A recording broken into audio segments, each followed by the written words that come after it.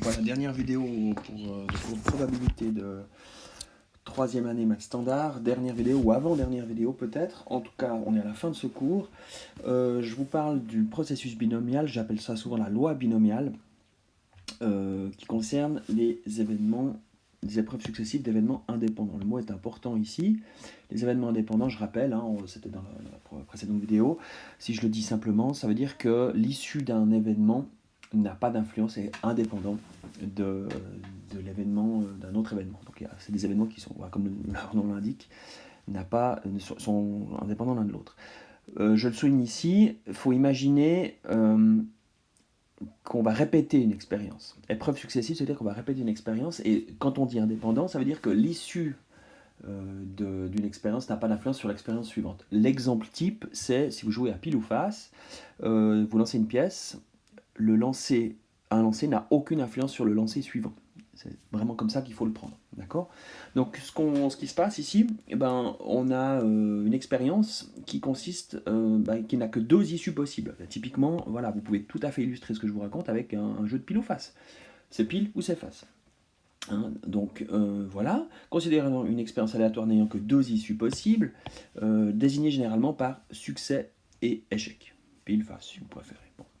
Si la probabilité de chaque succès vaut P, pour P compris entre 0 et 1, eh bien ça veut dire en conséquence que la probabilité d'échec vaut 1 moins P. C'est le complément à 1. D'accord. Alors maintenant, on imagine qu'on répète l'expérience. C'est-à-dire qu'on jette cette pièce de monnaie n fois. On répète l'expérience n fois. Pour n répétitions, voilà, on obtient ce qu'on appelle un processus binomial. D'accord? Et la question qui est posée, c'est quelle est la probabilité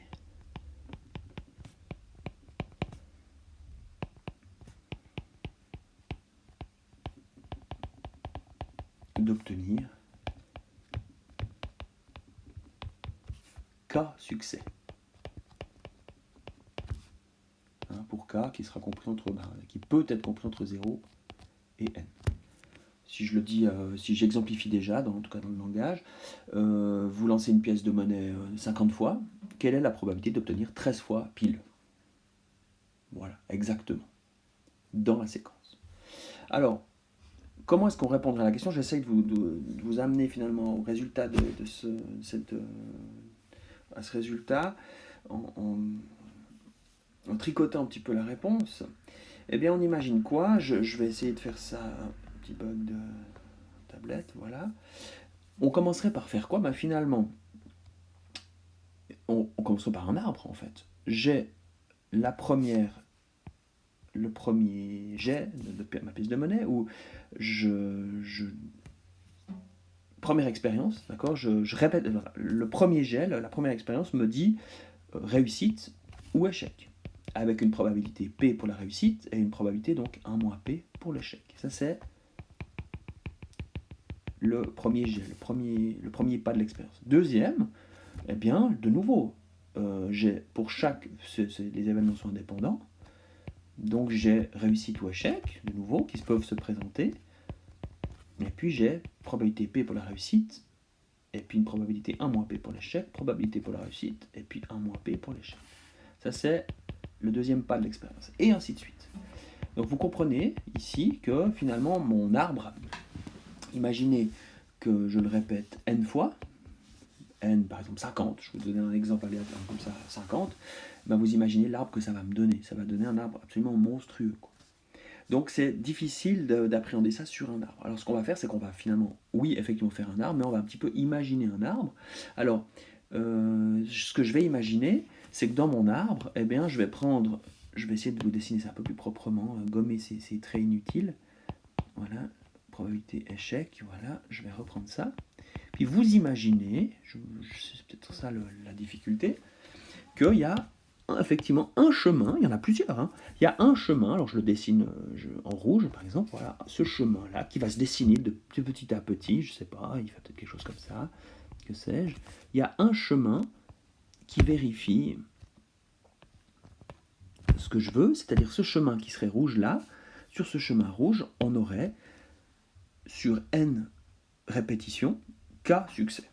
Donc, ça veut dire aussi que si j'utilise le théorème de multiplication, pour ce chemin rouge, hein, ici, donc ici on a un chemin qui conduit à K succès pour N répétitions. La probabilité de ce chemin rouge, voilà, de ce chemin rouge, qu'est-ce qu'elle vaut cette probabilité? Eh bien cette probabilité, elle vaut, le terme de multiplication, la multiplication des probabilités de chaque chemin. Donc j'ai K succès, donc j'ai P fois P fois P, etc. Je l'ai K fois, il y a K facteurs ici. D'accord? Et puis, les autres issues sont des échecs. Donc j'ai 1 moins P fois 1 moins P, etc. Je multiplie fois 1 moins P. D'accord? Et bien le reste du temps, donc si j'avais K fois le succès, sur N répétitions, j'ai donc N moins K échecs. D'accord? Donc au final, si je réduis tout ça, j'ai P puissance K fois 1 moins P puissance N moins K. Ça, c'est la probabilité d'un chemin qui contient K réussite et N moins K échec. La question qu'on se pose, c'est combien je peux trouver de chemins qui contiennent K réussite et N moins K échec. Le nombre de chemins possibles, c'est la question qui reste à se poser. Eh bien, combien il y en a? Finalement, je pourrais me voir les choses comme ça, c'est comment je peux répartir sur un chemin de longueur n K succès. Comment je peux, de manière non ordonnée, répartir K éléments sur n places? Réponse C, K, N. Donc, au final, on peut répondre à la question. Si je reprends donc cet élément-là, la probabilité de chaque chemin, chaque branche, chaque chemin, oui, et le nombre de chemins possibles, eh bien tout est là. La probabilité d'avoir K succès pour N répétitions,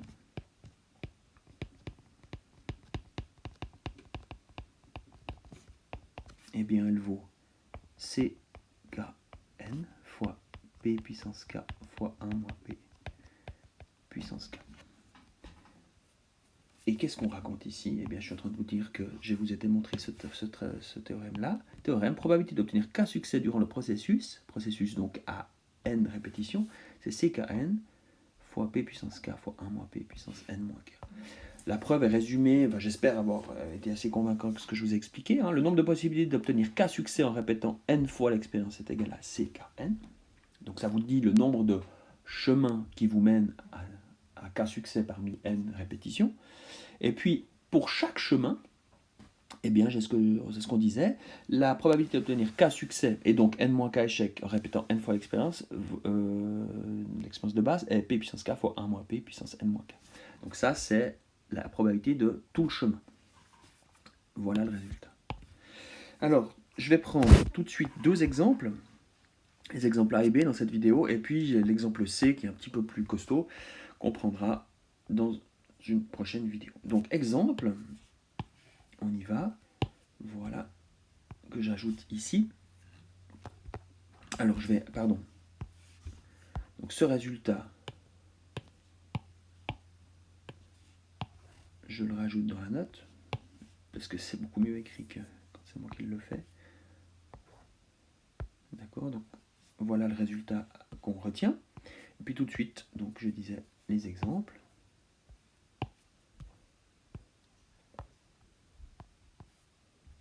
Voilà. On lance 4 fois de suite un dé bien équilibré. Quelle est la probabilité d'obtenir à 2 reprises le nombre 6? Alors ici, on a 4 répétitions d'une expérience de base. L'expérience de base consiste à jeter un dé, on va la répéter 4 fois. La probabilité, donc, nous, d'obtenir à 2 reprises le nombre 6. Nous, ce qui serait une réussite, la probabilité d'une réussite, c'est d'obtenir un 6. Et cette probabilité-là, pour un jet, vaut un sixième. Donc la probabilité d'échec, donc de ne pas obtenir 6, elle vaut 1 moins 1 sixième, elle vaut donc 5 sixièmes.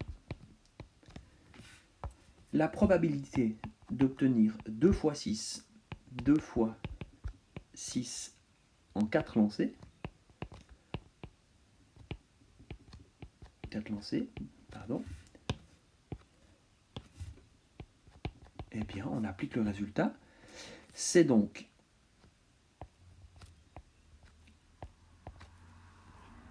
C de 4 fois 1 sixième au carré fois 5 sixièmes puissance, alors j'explicite 4 moins 2. Donc j'applique vraiment ce résultat. Et on fait ce calcul. Alors, donc on y va. Ça nous fait 6 fois 1 sixième au carré fois 5 sixièmes au carré. Ce qui nous donne quoi? Si on va le faire à la main, ça nous fait donc 6 fois 1 sixième au carré, ça nous fait 1 sixième.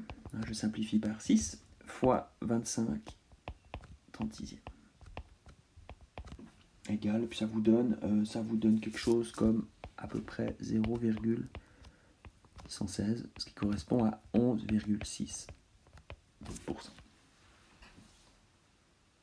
On a répondu à la question.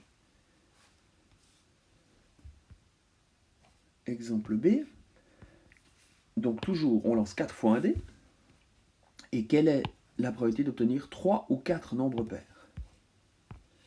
Alors de nouveau, on va poser les choses, on va définir les choses. Donc de nouveau, donc n vaut 4. On répétera 4 fois le lancer. Et puis, ce qu'on va définir, nous, comme une réussite,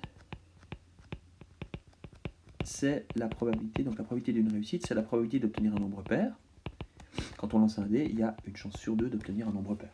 3 chances sur 6, donc une chance sur 2. Et donc en conséquence, la probabilité d'un échec, donc d'obtenir un nombre impair en fait, tout ce qui n'est pas pair est impair, et bien c'est 1 moins une demi, c'est aussi une demi.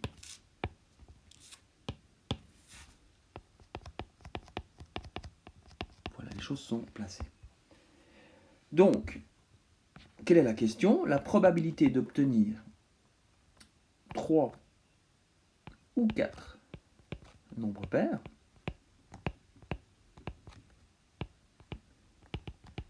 réunion d'événements, c'est la probabilité, je vais mettre un P majuscule, que ce soit un peu plus clair, c'est la probabilité d'obtenir exactement 3 nombres pairs, plus la probabilité d'obtenir 4 nombres pairs exactement. Les événements sont incompatibles, donc j'utilise le résultat tout au début du cours. Donc j'additionne les probabilités ici. Donc je fais ce calcul, et bien la probabilité d'obtenir exactement 3 nombres pairs, donc c'est la probabilité d'obtenir 3 réussites parmi 4 lancées, donc c'est C3, 4 fois une demi au cube fois probabilité de réussite, fois une probabilité d'échec, une demi puissance 4 moins 3. J'explicite vraiment la formule. La probabilité d'obtenir 4 nombres pairs, donc c'est C4, 4, c'est la probabilité d'obtenir 4 succès, donc une demi puissance 4, fois une demi puissance 4 moins 4 pour la forme. Voilà, on calcule ça. Donc c'est 3, 4, ça fait 4 fois. Alors une demi au cube fois une demi puissance 1, donc une demi puissance 4. Alors j'y vais, une demi puissance 4 plus c'est 4, 4, ça fait 1, une demi puissance 4. Donc ça nous fait 4 fois une demi puissance 4 plus une fois une demi puissance 4, ça nous fait 5 fois une demi puissance 4, ça nous fait 5 16e. Voilà la probabilité qu'on cherche. Si on veut la donner en pourcent, ça nous fait exactement 31,25%. On a répondu à la question.